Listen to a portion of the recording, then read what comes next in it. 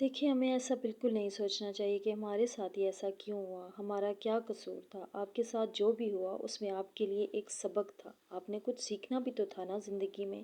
اگر آپ کا دل ٹوٹا ہے تو کیا پتہ اس دل کے ٹوٹنے میں کوئی خیر ہو، کیا پتہ اس دل کے ٹوٹنے کے بعد ہی آپ نے کچھ سیکھنا ہو۔ اللہ کو تو بہت پیار ہے نا آپ سے، وہ آپ کے ہر مشکل کو دور کرتا ہے۔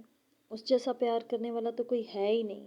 جب سب گرا دیتے ہیں نا تو یقین کرو وہی اٹھنے کی بھی ہمت دیتا ہے، اور وہ پہلے سے زیادہ مضبوط ہو کر اٹھنے کی ہمت دیتا ہے، کیونکہ وہ سب سے بڑی ذات ہے، سب سے طاقتور ذات ہے، اور وہ اللہ ہی تو ہے جس نے اس دنیا کو بنایا۔ وہ آپ کو اکیلا نہیں چھوڑتا۔ جب بھی آپ کسی درد کو محسوس کرتے ہو نا تو اس کے بعد وہ آپ کو اتنا مضبوط کر دیتا ہے، اور پھر آپ کو اس چیز کی خواہش بھی نہیں رہتی، کیونکہ پھر آپ کو آپ کا اللہ جو مل جاتا ہے، اور وہی ذات ہے جو بڑا بے نیاز ہے۔ اور یقین کریں اگر اس نے آپ سے کچھ لیا ہے نا تو اس نے آپ کے لیے بہت بہتر ہی لکھا ہوگا، کیونکہ وہ ماں سے 70 گنا زیادہ پیار کرتا ہے، اور وہ کیسے اپنے بندے کو اکیلا چھوڑ سکتا ہے۔